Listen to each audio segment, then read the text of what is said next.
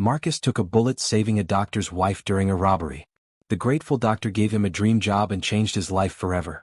But Marcus soon discovered the horrifying truth. The doctor was a criminal mastermind who orchestrated the robbery, and Marcus was being set up to take the fall for everything. Before watching full story, comment below from where you watching. Also like and subscribe for more stories. The rain fell hard on Miller's pharmacy that cold November night. Marcus Chin stood at the counter with wet clothes and empty pockets. He counted his money for the third time. $3.47. Not enough. I am sorry, sir, the young pharmacist said. Her eyes looked sad. The antibiotics cost $89. I cannot sell them without payment. Please, Marcus begged. His voice cracked with emotion. My daughter Emma is 7 years old. She has a fever of 103 degrees. She needs this medicine. Please help me. The pharmacist opened her mouth to respond. But suddenly the front door exploded open. 3 men in black masks burst inside. They carried guns. Big scary guns. Everyone get down, the leader screamed. He pointed his weapon at the pharmacist. Empty the register. Give us everything. Now. Marcus dropped to his knees immediately. His heart pounded like a drum. He thought about Emma at home, alone and sick. If something happened to him tonight, who would take care of his little girl? Her mother had died 2 years ago from cancer. Emma only had him. Just him. Near the pharmacy counter, a well-dressed woman froze in fear. This was Dr. Sarah Mitchell. She had stopped to pick up medicine for her elderly mother. She wore an expensive coat and carried a designer purse. She raised her hands slowly, trembling. The second robber spotted her. His eyes locked on her expensive purse. You, rich lady, give me that bag. Dr. Mitchell tried to remove her purse. But her wedding ring caught on the leather strap. She struggled to free it. The robber was high on drugs. His mind was not clear. He saw her struggling and panicked. She's pulling a weapon, he shouted in terror. Time slowed down to a crawl. Marcus saw everything like a movie in slow motion. He saw the robber raise his gun. He saw the man's finger tighten on the trigger. He saw death coming for the innocent woman. In that frozen moment, Marcus thought of Emma. Sweet Emma with her mother's smile and gentle heart. She was the only good thing left in his broken life. If he died tonight, she would be alone. Completely alone. But if he did nothing, an innocent woman would die. Marcus's body moved before his brain finished thinking. Pure instinct took over. He launched himself forward with all his strength. He crashed into Dr. Mitchell, pushing her sideways. She fell to the floor out of the bullet's path. The gun fired. The sound was deafening in the small pharmacy. Marcus felt white-hot fire explode in his chest. The bullet tore through his flesh, missing his heart by inches. He collapsed to the cold tile floor. Blood spread beneath him in a growing pool. Chaos erupted instantly. The pharmacist screamed and hit the silent alarm. The robbers panicked and ran for the door. Police sirens wailed in the distance, getting closer. Dr. Sarah Mitchell scrambled to Marcus on her hands and knees. Her medical training kicked in immediately. She pressed both hands hard against his chest wound, trying to stop the bleeding. Tears streamed down her face, mixing with the blood on her hands. Stay with me, she commanded. Her voice was firm but her hands shook. Tell me your name. Stay awake. Talk to me. Marcus, he gasped. Each word was agony. Marcus Chin. My daughter.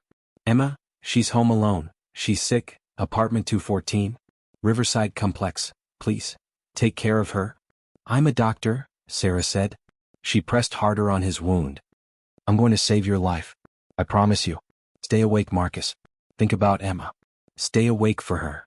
Marcus's vision blurred. The ceiling lights seemed to dim. He heard more sirens. Footsteps running.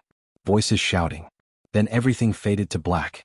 The last thing Marcus heard was Dr. Mitchell screaming for an ambulance and giving someone his address for Emma. Marcus woke up 3 days later in a hospital bed. At first he did not remember anything. He felt machines beeping around him. Tubes were in his arms. His chest felt like an elephant was sitting on it. Then he heard a small sob. His eyes focused slowly. Emma sat in a chair beside his bed, holding his hand. Her face was pale and thin, but her fever was gone. She looked better. Behind her stood Dr. Sarah Mitchell and a tall man in an expensive three-piece suit. This was Dr. Robert Mitchell, Sarah's husband. He was the chief of cardiology at this hospital. One of the most powerful doctors in the entire city. Daddy? Emma cried. She carefully climbed onto the bed, avoiding all the tubes and wires. I thought I lost you. I was so scared. Marcus wrapped his good arm around his daughter. Tears rolled down his cheeks. He had survived. Against all odds, he had survived. I'm here, baby. I'm okay. I'm so sorry I scared you. Sarah stepped forward with tears in her eyes. Marcus, you saved my life. That bullet missed your heart by only 2 centimeters. The doctor said you shouldn't have survived. But you did. You're incredibly strong. Robert Mitchell cleared his throat. When he spoke, his voice was deep and commanding. My wife told me everything that happened. What you did was beyond brave. You didn't hesitate. You didn't think about yourself. You just acted to save her. We can never repay that kind of courage. But we're going to try. Marcus shook his head weakly. I don't need anything. I'm just glad she's safe. That's enough for me. You took a bullet meant for my wife, Robert said firmly. While you were unconscious, we took care of Emma. We got her the medicine she needed. Her infection is completely gone. We also paid all your medical bills. Everything is taken care of. I can't accept that, Marcus protested. It's too much. It's not nearly enough, Robert replied. His face was serious, but Marcus couldn't read his eyes. Something about them seemed cold despite his warm words. You're a hero, Marcus Chin. And heroes deserve to be honored. Over the next 2 weeks, Marcus recovered slowly. Emma visited him every single day. Sarah visited too, bringing flowers and books. She told Marcus stories about her work as a surgeon. She asked him about his life, about Emma, about his dreams. Marcus told her about his wife, Linda, who had died from breast cancer 2 years ago. He told her about his 3 part-time jobs that barely paid the rent. He told her about his constant worry that he couldn't give Emma the life she deserved. Sarah listened with tears in her eyes. She held his hand. That's going to change, Marcus. I promise you. Everything is going to change. Marcus didn't know how right she was. But not in the way he hoped. On the day Marcus was released from the hospital, he returned to his tiny apartment. But something was different. The apartment had been cleaned from top to bottom. The refrigerator was filled with fresh food. New clothes hung in the closet. And on the kitchen table sat a white envelope with his name on it. Marcus opened it with shaking hands. Inside was a letter written on expensive paper. Dear Marcus, words cannot express our gratitude for what you did. You gave my wife the greatest gift possible, her life. Now please allow us to give you and Emma a better life. I am offering you a position as facilities manager at Mitchell Medical Center. Your salary will be $75,000 per year, plus full health benefits for you and Emma. You will have dental coverage, vision coverage, and a retirement plan. The position is yours whenever you're ready to start. No interviews necessary. You've already proven your character. With deepest gratitude, Dr. Robert Mitchell. Marcus read the letter 3 times. His hands trembled so badly that the paper shook. $75,000? That was almost 3 times what he made working 3 jobs. Health insurance? He hadn't had that in 4 years. Daddy, what does it say? Emma asked. She was eating a sandwich from the newly stocked refrigerator. It says everything is going to be okay, baby, Marcus whispered. He pulled Emma into a tight hug. We're going to be okay. Finally. The next Monday, Marcus started his new job. Mitchell Medical Center was a massive facility with 500 employees. As facilities manager, Marcus was responsible for maintenance, security, and building operations. He had his own office with a window, his own secretary, his own parking space. Everyone treated him with respect. They had all heard about what he did, about how he took a bullet for Dr. Sarah Mitchell. Some people called him a hero. Marcus didn't feel like a hero. He had just done what felt right in that terrible moment. Emma started attending Riverside Private Academy. The Mitchells paid her full tuition. She made new friends. She joined the art club. She smiled more than she had since her mother died. Marcus watched his daughter bloom, and his heart filled with gratitude. But slowly, very slowly, things began to feel wrong. Robert Mitchell was always watching Marcus. Always asking him to work late. Always needing something done right away. Marcus, I need you to stay tonight. Important repairs. Marcus, come in this weekend. Emergency situation. Marcus, Emma can stay with us. Sarah loves having her around. At first, Marcus thought this was normal. He was the new employee. He had to prove himself. And the Mitchells were being so kind to Emma. How could he refuse? But the requests never stopped. And they always came from Robert, never from anyone else. Marcus started feeling trapped. Controlled. Every favor came with invisible strings attached.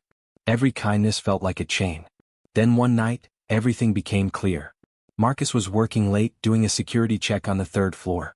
As he walked past Robert's office, he heard voices. The door was slightly open. Marcus stopped, listening. "Yes, Chin is perfect for our purposes," Robert said into his phone. His voice was cold and calculating, completely different from his usual warm tone. "He's desperate, grateful, and loyal. He thinks he owes me his life. He'll do anything I ask without question." Marcus felt ice water in his veins. He pressed himself against the wall, listening harder. "The basement operation is running smoothly," Robert continued. "We're processing $200,000 per week through the fake medical billing. Chin manages the entire building. His access card opens every door. His fingerprints are everywhere. If the police ever investigate, he's the perfect scapegoat. He'll take the fall while I walk away clean." Marcus stopped breathing. His mind raced. What basement operation? What fake medical billing? What was Robert talking about? "Don't worry about witnesses," Robert said with a cold laugh. "I own half the police department. The district attorney is in my pocket. And Chin? He's too grateful to ever suspect anything. Plus, I have his daughter. If he ever becomes a problem, I'll threaten to take Emma away. He'll do anything to keep her." Marcus backed away silently. His heart pounded so loud he thought Robert would hear it. He walked carefully down the stairs, then ran to his office. He locked the door and sat in the dark, his mind spinning. Robert Mitchell was a criminal. The man he thought was his savior was actually a monster. And Marcus was being set up to take the blame for crimes he knew nothing about. For the next 3 weeks, Marcus lived in fear. He went to work every day and smiled at Robert. He acted like the grateful employee everyone expected. But at night he barely slept. He kept thinking about what he had heard. About the basement operation. About being a scapegoat. Marcus knew he needed evidence. Without proof, no one would believe him. Robert Mitchell was rich, powerful, and respected. Marcus Chin was just a poor single father with no education beyond high school. Who would believe his word against a famous doctor? So Marcus began investigating carefully. He started working even later at night. He told Robert he was doing deep maintenance checks. Robert seemed pleased by his dedication. But Marcus was actually exploring the basement. The hospital basement was huge, with many storage rooms and utility areas. Most were filled with normal supplies and equipment. But in the far corner, Marcus found a locked door. His master key didn't open it. Marcus went to the security office when no one was there. He accessed the door entry logs. The locked door showed dozens of entries, but only during late-night hours. And the access card used belonged to Robert Mitchell. What was behind that door? Marcus checked the building blueprints. According to the official plans, that area was just storage. But when Marcus measured the walls, he found something strange. The room was much smaller than the blueprints showed. There was a hidden space. A secret room that didn't appear on any official documents. Marcus's journalist instincts kicked in. Before Emma was born, before his wife got sick, Marcus had worked as an investigative reporter for a small newspaper. He had exposed corrupt politicians and dirty cops. He knew how to find hidden truths. He had just forgotten that part of himself during his years of struggle and grief. Now that old Marcus came back. Sure. Determined. Angry. Marcus started following the money. He accessed the hospital's financial system. As facilities manager, he had low-level accounting access for his budget. But Marcus was good with computers. He had learned hacking basics during his journalism days. Carefully, very carefully, he started digging deeper into the system. What he found made him sick. Thousands of fake medical procedures. Bills for surgeries that never happened. Insurance claims for patients who didn't exist. Money flowing in from Medicare and private insurance companies. Then flowing right back out to offshore accounts. Millions of dollars. Maybe tens of millions. And every transaction trail led back to facilities and equipment managed by Marcus Chin. His name was on maintenance records. His access card had opened the doors. His electronic signature approved equipment purchases. Robert had been setting him up for months, creating a perfect paper trail. If anyone investigated, every piece of evidence would point directly to Marcus. Marcus copied everything onto 3 separate USB drives. He hid them in different locations. Then he kept digging. He needed more. He needed to know everything. Late one night, Marcus finally got into the secret basement room. He picked the lock with tools from the maintenance shop. It took him 20 minutes of sweating and praying no one would catch him. Inside, he found a complete medical clinic. But not a normal clinic. This one had sophisticated money-counting machines, document shredders, and computers running financial software. There were also drugs. Lots of drugs. Stolen prescription medications worth hundreds of thousands of dollars on the black market. Marcus took pictures of everything with his phone. He photographed documents, equipment, drug bottles. He worked fast, his hands shaking, expecting Robert to burst in at any second. Then Marcus found the most damning evidence of all. A file cabinet filled with records of the pharmacy robbery. Plans, communications, payment receipts to the 3 robbers. The whole thing had been orchestrated by Robert Mitchell. Robert had sent those men to rob Miller's pharmacy. The plan was simple: steal the drugs and cash, then burn the building for insurance money. Robert owned the pharmacy through a shell company. He would have collected the insurance payout and the stolen goods. But Marcus had been there that night. Marcus had become an accidental hero. And Robert had to adapt his plan. He had turned Marcus's heroism into an opportunity. A chance to create the perfect patsy. Marcus felt rage burning in his chest. Hotter than the bullet that had torn through him. This man had endangered Sarah's life for money. Had manipulated Marcus for months. Had threatened his daughter. Robert Mitchell was going to pay. But Marcus had to be smart. Robert had police officers on his payroll. He had judges in his pocket. The local authorities couldn't be trusted. Marcus needed help from outside. From someone Robert couldn't buy or intimidate. Marcus made his decision. He would contact the FBI. Before Marcus could reach out to federal agents, someone unexpected came to him.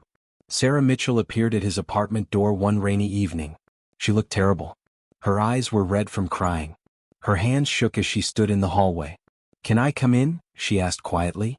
"Please, Marcus. I need to talk to you." Marcus led her inside, confused and wary.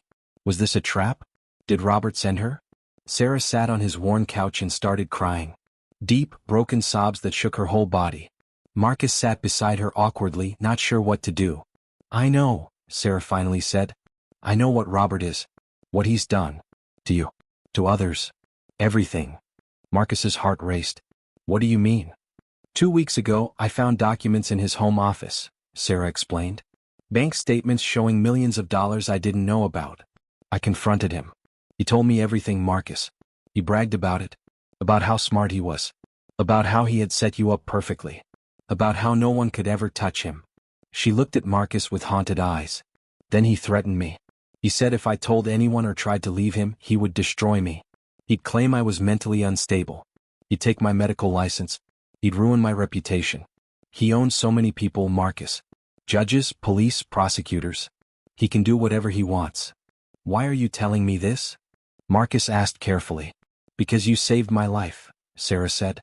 "You took a bullet for me. You almost died. And Robert repaid your sacrifice by turning you into a criminal. By threatening your daughter. I can't live with that. I won't." She grabbed Marcus's hands. "I want to help you stop him. I have access to his home office. His computers. His files. I can get evidence that you can't reach. Together we can build a case against him."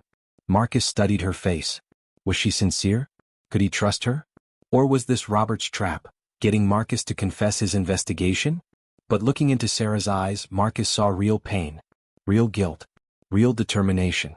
She was trapped just like he was.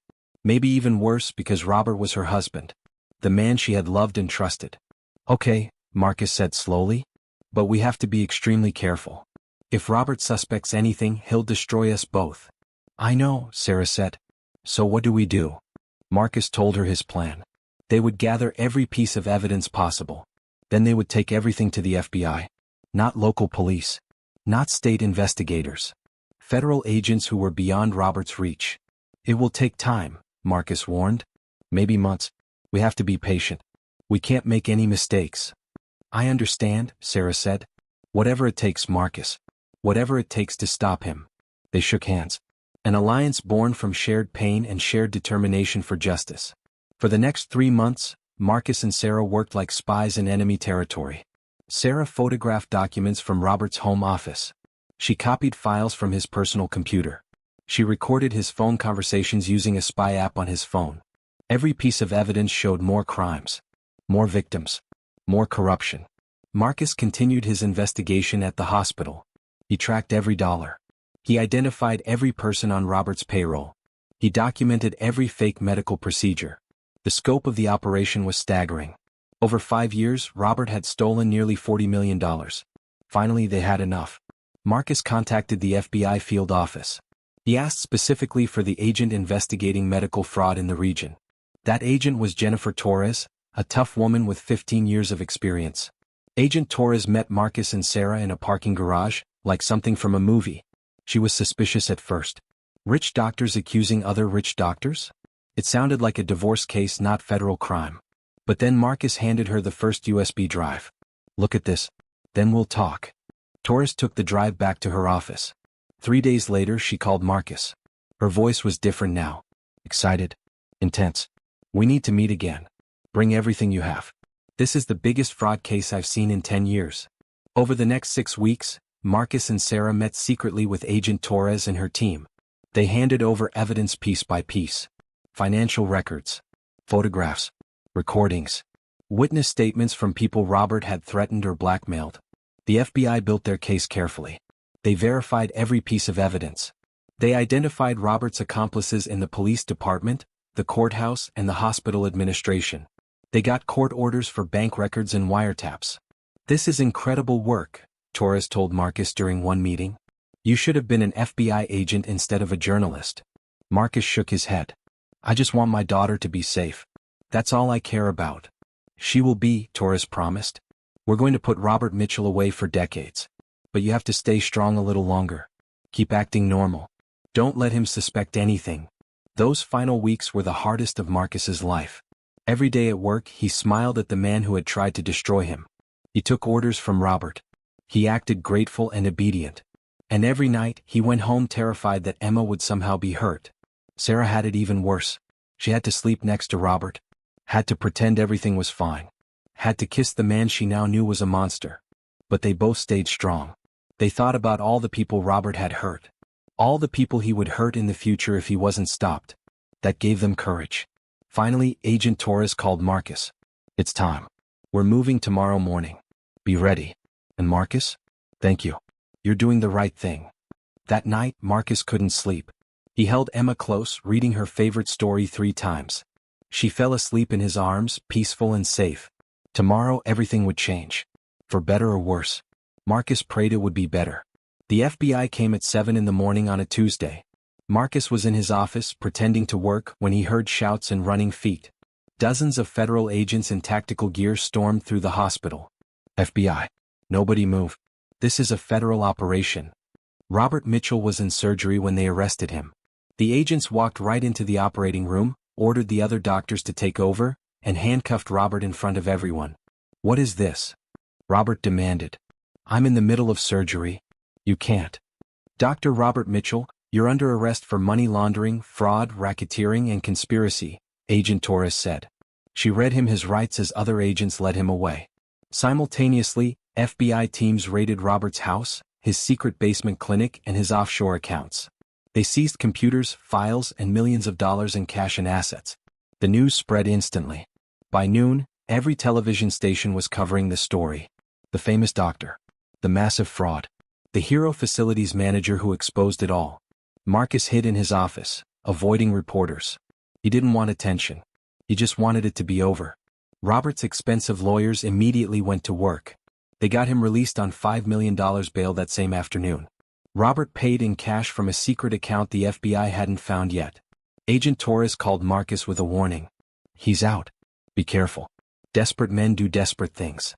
Marcus sent Emma to stay with Sarah. Sarah had moved into a hotel, filing for divorce. The FBI assigned protection officers to watch them both. That night Marcus waited. He had security cameras installed. He had reinforced his locks. He had a panic button connected directly to FBI dispatch. He knew Robert would come for him. Men like Robert always struck back. They came at 2 in the morning. 3 men picked his locks silently. But Marcus was ready. He hit the panic button and ran to his bedroom, locking himself inside his reinforced door. The men kicked and pounded, but the door held. 5 minutes later, FBI agents burst into the apartment and arrested all 3 attackers. Under interrogation, the men confessed immediately. Robert had paid them $50,000 each to kill Marcus Chin. They had text messages, bank transfers, recorded phone calls. The attempted murder charge was the final nail in Robert's coffin. Chapter 8, Justice. The trial began 6 months later. It lasted 6 weeks and dominated every news cycle. The evidence was overwhelming. The prosecutors had hundreds of documents, dozens of witnesses, and hours of recorded conversations. Marcus testified for 2 full days. He told the jury everything. About the robbery. About saving Sarah. About discovering the truth. About being threatened and set up. Sarah testified too. She told the court about Robert's threats, his manipulation, his complete lack of conscience. Victim after victim took the stand. People Robert had blackmailed. People he had stolen from. People whose lives he had destroyed for profit. Robert's lawyers fought hard. They claimed Marcus was a disgruntled employee. They claimed Sarah was a bitter wife. They tried to create reasonable doubt. But the evidence was too strong. The financial records didn't lie.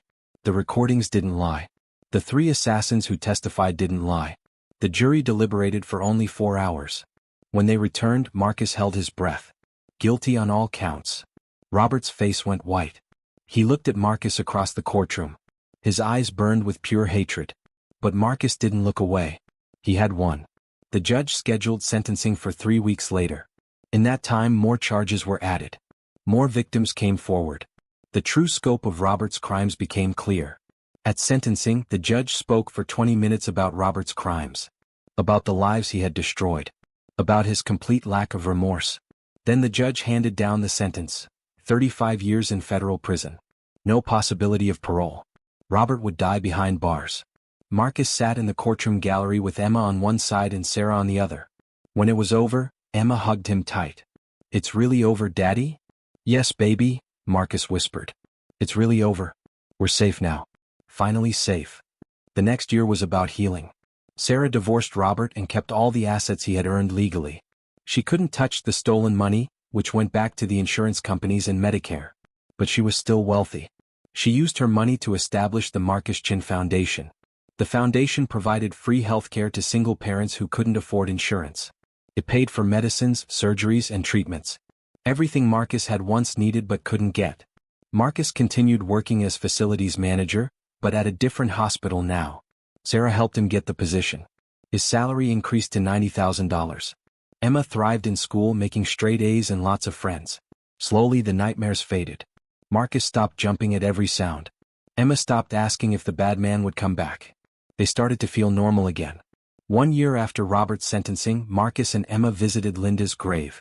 They brought fresh flowers and cleaned the headstone. "I wish Mom could have met Dr. Sarah," Emma said. "She's so nice. Like a second mom." "Your mom would have liked her," Marcus agreed. "She would be proud of both of us. Proud that we stayed strong. Proud that we helped stop a bad man." Emma leaned against her father. She was 8 now, growing so fast. "Daddy, are you a hero?" Marcus thought about that question. "I don't think so, baby. I just did what I had to do. To protect you.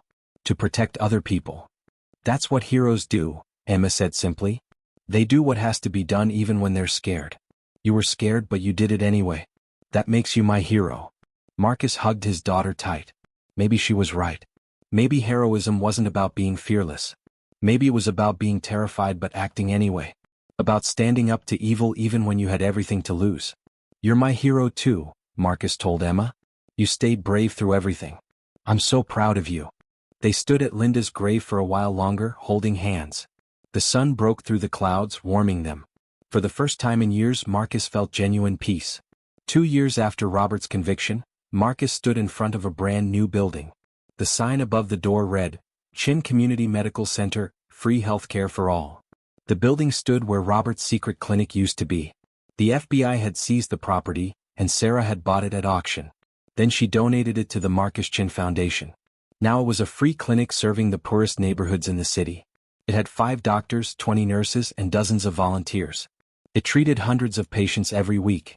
People who couldn't afford healthcare anywhere else. Today was the grand opening. News cameras filmed everything. Politicians gave speeches. But Marcus wasn't interested in any of that. He just wanted to help people. Sarah stood beside him, holding the ceremonial scissors to cut the ribbon. "Thank you, Marcus. For saving my life. For giving me the courage to escape Robert. For showing me what real goodness looks like." "You saved me too," Marcus said. "We saved each other. That's what friends do." They cut the ribbon together as everyone cheered. The doors opened and patients began filing in. Single mothers with sick children. Elderly people who couldn't afford prescriptions. Homeless people who needed treatment. Everyone was welcome. Emma ran up wearing her junior volunteer badge. She was 9 years old now and had announced she wanted to be a doctor like Sarah. She spent every weekend at the clinic helping however she could. "Daddy, there are so many people. This is amazing." "It is amazing," Marcus agreed. He looked at the line of people waiting for help. People like he used to be. Desperate, scared, without options. Now they had hope. They had help. And it was all because Marcus had taken a bullet 2 years ago. That night, Marcus sat on his couch in their modest but comfortable apartment. Emma was asleep in her room. The apartment was quiet and peaceful. Marcus thought about everything that had happened. The robbery. The bullet. Robert's manipulation. The investigation. The trial. The victory. It had been the hardest time of his life. He had been terrified every single day. He had almost lost everything. But he hadn't given up. He had fought back. He had stood up to a powerful, evil man and won. Marcus touched the scar on his chest. The bullet wound had healed completely, leaving just a small mark. But that tiny scar represented so much. It represented his courage. His love for Emma. His refusal to let evil win. That bullet had changed everything. Not because it made him famous or rich, but because it showed him who he really was inside. A father who would die for his child. A man who would fight for justice even when terrified. A person who could turn tragedy into triumph. Marcus had saved Dr. Sarah Mitchell's life in that pharmacy. But in the process he had saved his own life too. He had found purpose. Found strength. Found himself. The rain started falling outside just like that night 2 years ago. But Marcus wasn't afraid anymore. He had faced the storm and survived. He had been knocked down and gotten back up. He had been betrayed and forgiven. He had lost everything and built something better. As Marcus prepared for bed, he whispered a prayer of gratitude. Gratitude for surviving. Gratitude for Emma. Gratitude for second chances. Gratitude for the ability to help others who were struggling just like he once struggled. Tomorrow more patients would come to the clinic. More people would get help. More lives would be changed for the better. And Marcus Chin would be there, doing his small part to make the world a little bit better. Because that's what heroes do. They keep showing up. They keep helping. They keep fighting for what's right no matter how hard it gets. Marcus turned off the lights and checked on Emma one last time. She was sleeping peacefully, dreaming of her future as a doctor. Her future was bright now. Full of possibilities. Marcus had kept his promise. He had kept his daughter safe. He had given her a good life. And he had taught her the most important lesson of all. That ordinary people can do extraordinary things when they have courage and love in their hearts. The bullet that almost killed him had actually saved him. It had set him on a path that led to justice, healing, and hope. It had transformed him from a desperate, struggling father into someone who could help hundreds of other desperate, struggling families. That was the real miracle. Not surviving the gunshot, but surviving everything that came after and becoming stronger because of it. Marcus Chin fell asleep that night with a smile on his face. His story wasn't over. It was really just beginning. And he couldn't wait to see what tomorrow would bring.